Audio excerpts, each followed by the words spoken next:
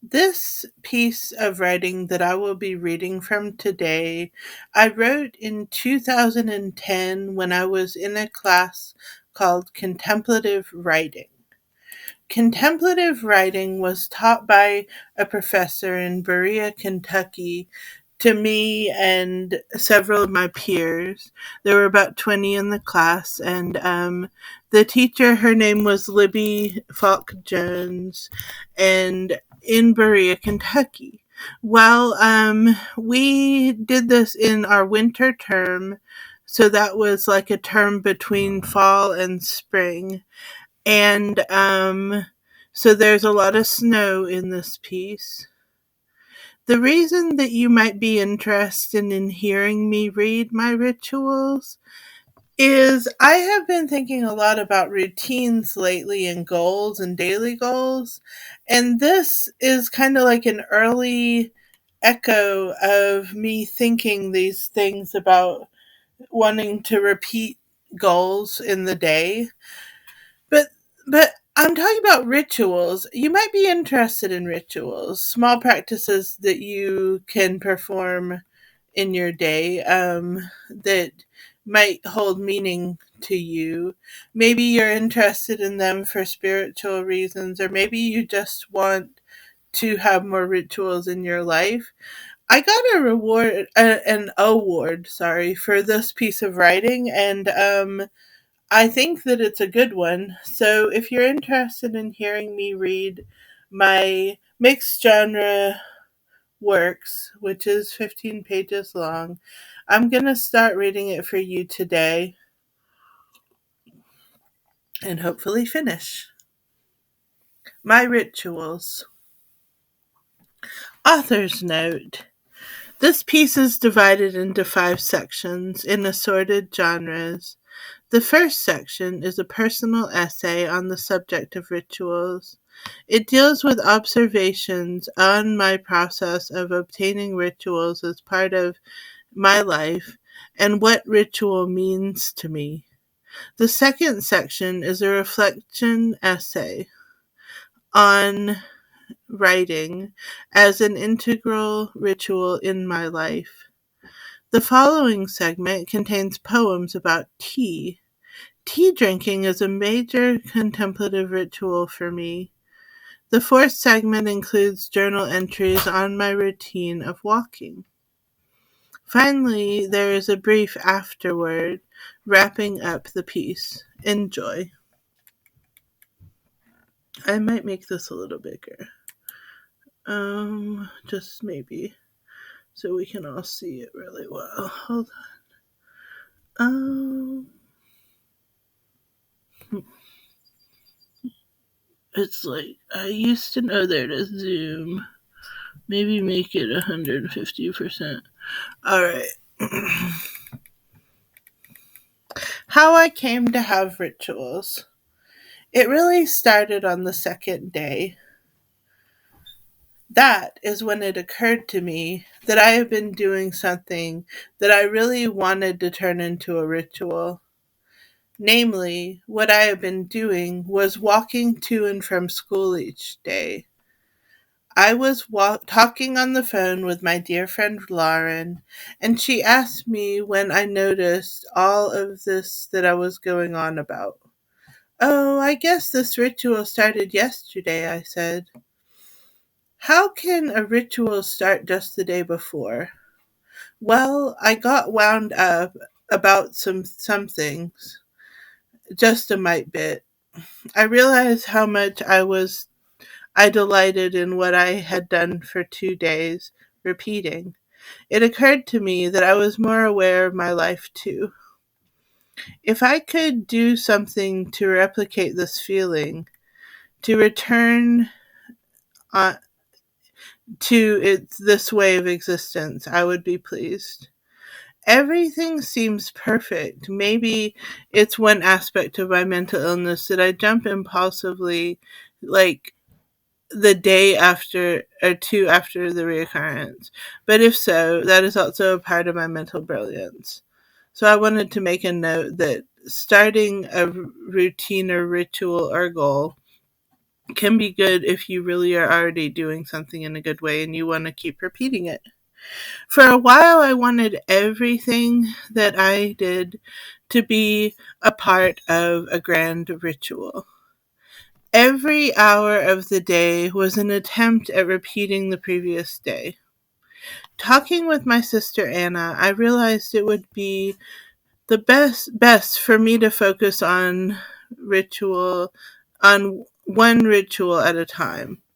Because I was enjoying it so much, my first ritual would be my walking commute through the soccer field twice a day. The next week, I was away from home on a contemplative writing retreat. I spent much of the time in an intentional silence, sometimes 22 hours a day. I think quite possibly because I fell in love with a particular variety of tea that I had found in the cupboard at Sister Loretta House where I was staying. I decided that tea drinking would be another ritual that I would eventually integrate into my life. I am drinking tea right now, a cold mint tea. I have drunk tea every day since last week. I never can make guarantees that my tea drinking plans will be carried out, but I would like to say that drinking tea will be a part of my personal ritual, as well as the practice of walking to and from school each day. Every day I pause and appreciate silence. Every day I write in my journal about what I do every day. Every day I read. The ordinary activities I find most compatible with contemplation are walking, breaking bread, and doing laundry. Kathleen Norris, The Quotidian Mysteries, page 15. There are some things that we appreciate more when we spent a good amount of time living without them. That is how I was about routine. Over the past 10 years, I spent maybe half my time working and in school. But the other 5 years was a time lacking in structure. In my early 20s, I began drawing disability money. Though I was not always frugal, I have learned to be frugal with my finances, and the disability income was all I needed to sustain myself. So I said to myself, I guess I don't need to work or go to school. I can just do what I want to do. Eventually, however, this caused me to for some problem for me some problem as I was very unclear as to what exactly I wanted to do. I had a problem sticking with things as well, which was born on my discontentedness with the sheer lack of structure of what I was doing. I know that having time for oneself is something that most people crave in their lives, and I do too. But too much of even that can be harmful to a person. During my 5 years of unstructured living, my time was not always unstructured for long segments of time at a time. Sometimes my unstructured time was 1 week of nothing to do, followed by 1 week of working a new job. I might decide against the job. It was not good enough for me, or it did not suit me, so I quit the job and went back to nothing. At first, I liked doing nothing. I put these words in quotes because they're expressions that I used. I woke up when I wanted to. I am a person who really appreciates being able to wake myself. I really do not like alarm clocks, so I appreciate that. But then after waking, I always had a choice. What will I do today? I thought. I would spend lots of time sitting in front of the computer wanting to write. I know I might sound funny. If I wanted to write, why did I not? Well, I did not have anything to write about. I opened the cabinet or refrigerator. What to eat? Something new each day, never repeat or custom. I checked my email and Facebook so many times I cannot count, but this was not my ritual. It was an act of boredom. I wanted to reach the world, but I found I couldn't. Sometimes I would go on walks in the neighborhood or downtown. It felt good to walk, but my heart was wandering. I had no rhythm to return to. The clock meant little to me. Sometimes I woke in the middle of the night to check my empty email box. At one point, therapy was the most exciting, most interactive part of my month.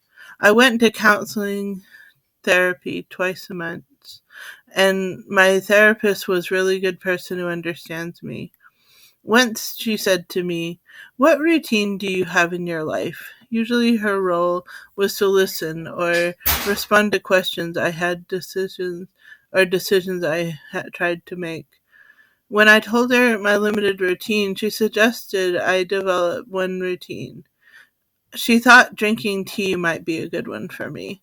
It took a long time before I returned to routine as something I might benefit from. For a long time, I internalized my disability. I would say to myself, I cannot do this, I cannot do that. I have bipolar disorder. I cannot complete a year in college. I cannot stay up all night. I cannot go crazy again. I just cannot. But with time, I found I can complete a year in college. I can stay up at night. I have gone a long time without being in a hospital for my mental illness. I am taking care of myself. I can. When my therapist encouraged me to have ritual in my life, it was an integral part of my personal empowerment. Having a disability for me was like living in the world without time. My therapist told me I have all the resources I need to look at my watch, to know that the rhythms are in me. She saw in me that one little step towards ritual would be a stepping stone towards my greater success. It would be a wise move for her to be but for her, but unsurprisingly so because she is a good it was a wise move for her, but unsurprisingly so because she was a good therapist. It There are many rituals things for me. I wake up around the same time each day. I always am sure to brush my teeth. In the evening, I write in my journal. Recently, however, a long period of time from having a pattern at all, I began a custom of walking to school around the same time of morning and walking home around the same time in the afternoon. Having a regular walk, I began to notice how I am influenced by the world that surrounds me as I plod through it. And it turns out how, and it turns, and in turn, how I leave my foot mark through the snow. I walk the same route each day. Every evening I return home into the sunset. It is winter, and I see about 30 more seconds of daylight every evening. Walking to school each morning, there has always been snow on the ground. I expect that to change. I notice so much more through repetition. Every day I cross a bridge. I always stop on the bridge for a moment. I take off my glove then and stick my hand in the snow. Sometimes I encounter other people out through in the field. Often they are walking dogs. Usually I am friendlier to people who have dogs. I pet the dogs and chat with the people. No one seems to have this regular ritual that intersects with mine. This as a ritual that intersects with mine, but I do see a lot of people who periodically decide to brave cold and walk the same field as me on the way to school. My mind grows with a heightened appreciation for the environment that surrounds me. My senses come alive on the one day I am caught out later than my schedule usually calls for. I am thrust out of my routine into a dark world one field away from home. I feel my way home. All my senses are heightened. I remember to use senses before I had forgotten. I smell something foxy near the bridge. After the bridge, I take off my glove, I close my eyes and feel the snow covered brambles. How could I know how to appreciate this without something to compare it to? There are some things that I would really like to have as a ritual that I have not found a way to integrate into my life yet. I want to sit on the floor each day, maybe where I will write. I have a regular time for tea. I want to have a regular time for tea. Tea soothes me. The practice of making tea reminds me of my mother, an anxious lady who calms down when she stops for tea. And though she does not give herself much time, she does have time for tea somehow. 5 minutes here, 10 minutes there, reading a good book while drinking tea. Most people can do that. Walking my dog in the cemetery at each evening used to be my ritual in high school. I saw the world in that evening light up every day. It was good to have something regular in my life. Some people are groups of religious services that they meet or go to weekly. Have that. Anyway, some people have weekly rituals. Some do laundry on a particular day of the week. All these can be useful. Writing as ritual. Writing is where I think. I am an economically hardshiped woman, but representing myself through the literary art forms, I can be everything. Writing is one place where the poorest woman with the proper basic schooling, encouragement, and talent can be brilliant, powerful, and heard.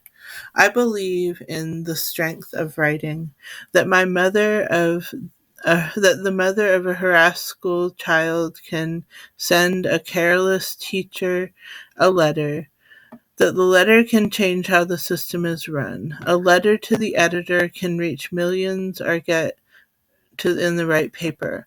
I had if it gets in the right paper.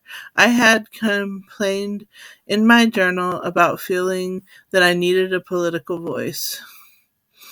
It is writing that starts the revolution, writing that opens the hearts of humanity to the humanity of situations. I believe in writing, in encouraging all writers. There's no competition. I can believe that hateful, ignorant writing is useful. All contemplation violates good truths at times.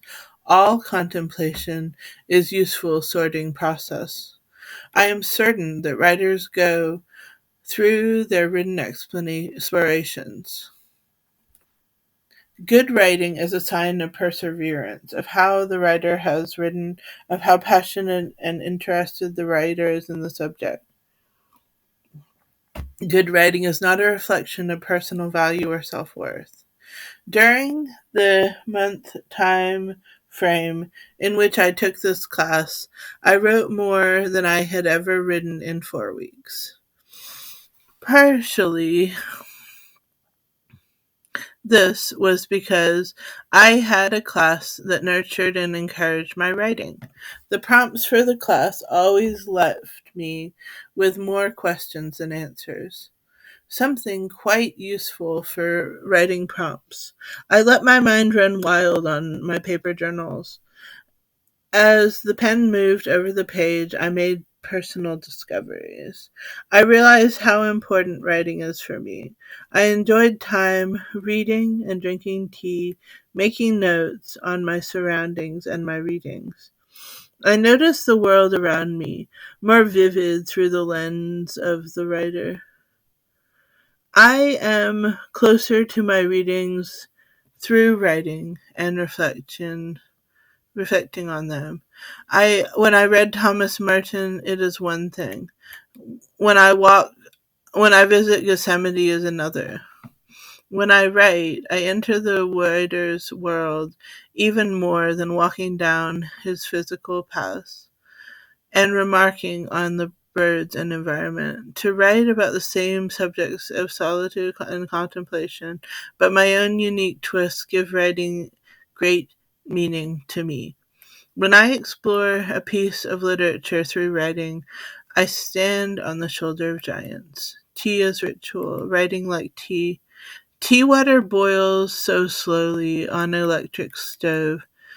These processes are sluggish indeed, but sometimes time is the necessary path through which ideas must go. 3 couplets of tea. Hot water grips to creamer.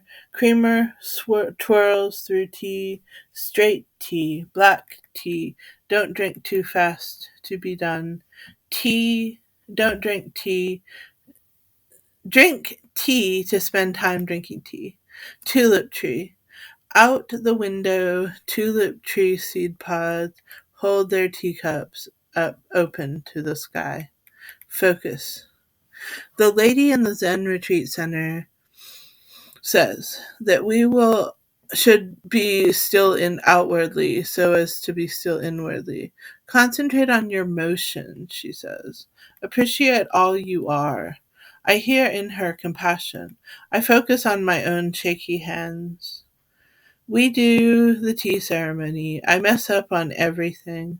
My unlotus position legs grow numb. My hands tremor. Be the mountain, she is saying. I remember my sister Anna. She whispers in my heart. Her knowledge of ecology helps me. You can be the mountain, says Anna telepathically from Dungannon to me. Just be the beech tree that clings to its leaves through winter. Be the beech tree, recommends Anna knowingly. In nature, bipolar tremors come as honest, as natural, as the rocks of which this lady speaks. Part 4, Journal of Walks. January 4th, 2010. Day 1. Out in January, white specks disperse, drifting up, up. Sparrows scatter in the air as a snow plow passes by. How can snow blowing so strong to the west, then switch directions entirely and blow to the east? January 5th, 2010. Day 2. Walking. Today my walk in the field has a rehashing of thoughts and experiences. Yesterday I noticed the snow falling in front of the woods. I have been thinking a great deal about patterns and rituals. Most of life is a variation on a ritual now. It was not always. Life is a variation. I seek the ritual. I love the contradiction. My knees often crackle when I walk upstairs. On my way up there, 25 cracks. On the way back, 24 cracks. Back 24 crackles. I have lost a crackle somewhere in the falling snow. My commute is my life. I know that much. But why do I turn around and come home? Is it I am laid in the earth? Is that I return to my home like Thomas Martin did? Or and why do I rise again each morning and stick my feet in identical footprints? Is the next life a repeat? Or was the sun setting not my death, but simply a day going by? That is it. My journey through the field is entirely just a journey through a field. If the earth is a blank page, I feel words through my feet. And if home is where the writing happens, who says this metaphor goes beyond the day? Maybe it's just a metaphor for the contemplative writing process itself. January 6, 2010, Day 3. Because my routine is already a paramount part of my life, I want it to be a forever thing. Why can't it? Because integral to this is a 1 month class. I want to walk in the steps that I made on my first day. Yet I sit up at 4:55 writing when I slept before I slept. Things change. All things come to an end. January 7th, 2010, day 4. Walking to school on a chilly morning. Today is Thursday. I have been in Berea 1 week since break. Looking out into different depths of snow. The layers of flakes fall at different speeds, some left, others right. They all go. Variations on a schedule are where memories are born. Yet we relish the schedule. We must have the schedule to know when we have altered from it. January 8th, 2009, day 5.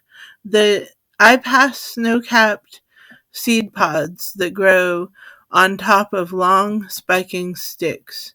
I pass these dormant plants each day. I rejoice them as part of my ritual.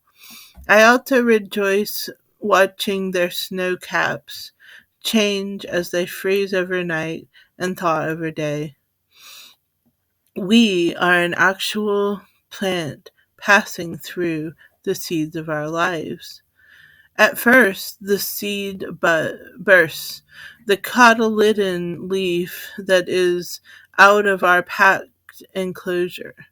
We are born. Over the years of our lives, we grow restless. In the spring, we bloom. In summer, we fruit. We grow tired and lose even our gray hair in fall. Wintertime, we die. It is all right. Our fruits, fallen on the ground, hold a soft appreciation of our life. They mourn our death. The seeds in them break open, repeat the process. When they die, again, it is all right. Walking in moods, distress and release. January 17th, 2010. In my search for ritual, I decided two things. That I wanted to add the ceremony of drinking tea to my list of daily practices, and that I was literally hooked to one brand of black tea. Then I drove to Kroger in search of twining oolong black tea. Then, finding no such tea, I bumped into familiar friends in the store and felt the world was too small. So I got into my car and called Lauren. She said, "Remember, you can always go into the forest and wail at times like this." But the forest seemed full. I'd prefer a desert for that, but I did not want to get caught. So I stayed in my car and I started the engine and yodeled and screamed all the way home. For parts, I yodeled to the Be Good Tanya CD. For parts, I turned off the music and wailed, just wordless wails. Other parts were words. In all, it was a huge release. Not unsafe driving either. No more than usual, at least. Later, I called about four friends, leaving the following voicemail. "Hey, would you come out into the woods with me and wail? You wouldn't have to holler yourself.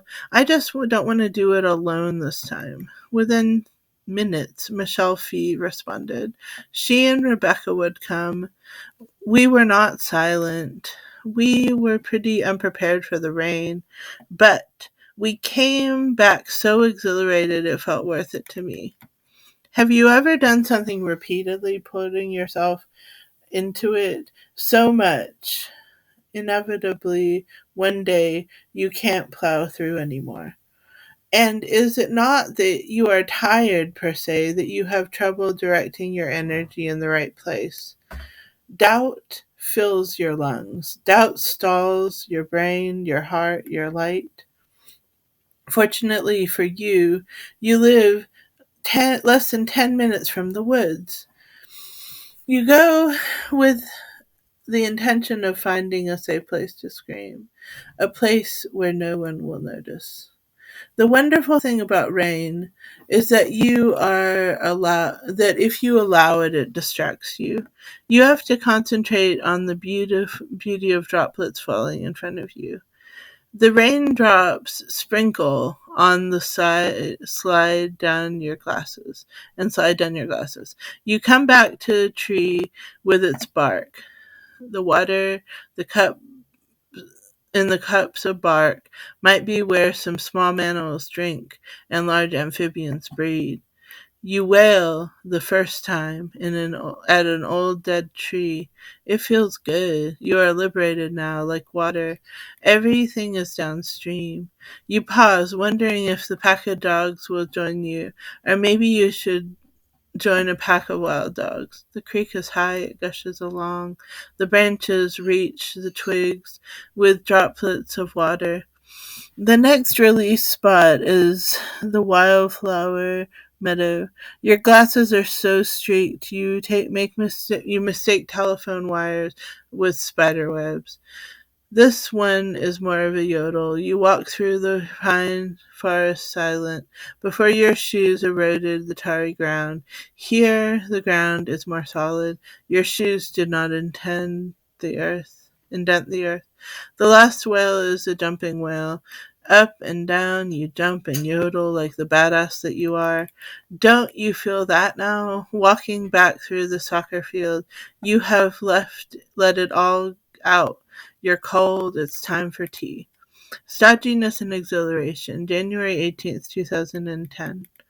When I mentally prepare to go out in the field, I poke my head outdoors. All I can think is, what should I wear on my feet? And do I need a sweater for warmth? And I did. I prepared myself. My mother would be so proud. For so I wore two sweaters and snow boots and a hat. It is 25 degrees out, and I'm not sure if grateful is the right word, but at least I am aptly prepared. No earaches dressed like this. Out the door, I walk down to the drive where Beth has parked her car. I stop. More preoccupation with things. Now I'm so damned well dressed that I am hot and thirsty with every step. I get my water canteen and drink some. Block 1. Do I have to walk today? Haven't I given up yet? I have a car, for crying out loud. When I see a yellow cat, it draws me out of myself. I stop swinging the canteen so as not to scare it. I bend over and scratch its head. Meow, it tells me, as if I had not noticed this or heard this word before. If I had already not heard this word before. Block 2. Block 3. I am interested in a Quaker family that lives there with a quilt block up to the block the neighbor's stairs or sunlight. I talked with them at meeting. Block 4. Block 4. um it seems someone has stepped up or picked up the dog poo that I almost stepped on so many days before. I daydream about something unrelated. When I stop on a bridge that connects the neighborhood to the field and crosses the creek, two things in me collide. One, this is a beautiful, gorgeous day. And two, and the post is damp. All the earth is all the earth has a dampness from yesterday's rain that is lifting off of it slowly with the sun. It is like a picture book or something only the painters could ever dream of capturing. The light that shines through the slight moisture blinds me. I stick my hand up to see the forest. I have an intimate relationship with the sun. The sun is my God, it reassures me. I try to walk to the driest patches so I can keep my boots from being muddy. When I get to the steps, I count 41 steps, realizing it is not 25, of which I had always thought. I wonder how that happened. I go through Woods Penniman pen woodsman checking my um, empty mailbox. Back outside, I crossed the street, headed to work, still praising the sun. "Do you spot my old dog?" asked a woman. "I was wondering if that might be why you were smiling," she continues. "I had no idea, but looking back, I have always had this gawky smile over my wide open space. Afterward, I really enjoyed this semester and this class, writing this piece, the winter season, the month of January. But it is coming near a time when I must move on. I do not know what February will hold for me. Will I continue the rituals of drinking tea, walking to school, back and writing every day? I think so. But I will not enforce all these things in such strict rigorousness that as I did when I started my ritual. During these rituals in my life was powerful. Discovering these rituals in my life was powerful. The fact that I came to these myself, that they were so new to me, opened my eyes and heart to how fabulous rituals can be. At the end of the third week, perhaps due to the effect of gloomy weather on my mood, I felt the ember of my passion for rituals burning out. As my mother's Episcopal minister told her when I became a teenage atheist, all good Christians go through a time of doubt. Maybe this was my time of doubt. But even now, I am not a Christian. I love the church and I still appreciate it. I love the way my emotions tremble in reverence there. In a parallel world, I fell in love with the calmness and clarity that rituals brought me and how it grounded me. As much as I adore the river, I cannot step in the same river twice, so I must move on. I must think of what I do have, what I am actively and passively choosing to do, of how I will approach the world. Nothing will keep me from writing. If I am locked in a cell with no writing utensil, I will unweave my clothes and write poetry out of their thread. But I must say, it will take perseverance and dedication to write as much as I have written in this class next semester and the semester after that. I hope to keep trudging along through my familiar path, through the soccer field to school. I do not see myself driving to school any time soon. This tidbit of regular exercise has made me a trifle more fit, and I welcome a push in the direction of wellness. It turned out that oolong tea is not my preferred variety. I might seek out my favorite tea, which I think must be Welsh black tea, but it seems a bit trivial to me now. I think that journal entry on searching for tea at Kroger made me more to do with burning off steam than the tea that sits behind the steam. I always will drink tea, especially since it reminds me of my mother and father. Looking down into a china cup, they're always the ones who peer back at me. Thank you for reading through that whole thing with me. I appreciate your following along. Feel free to subscribe if you want to get notifications about my next coming video.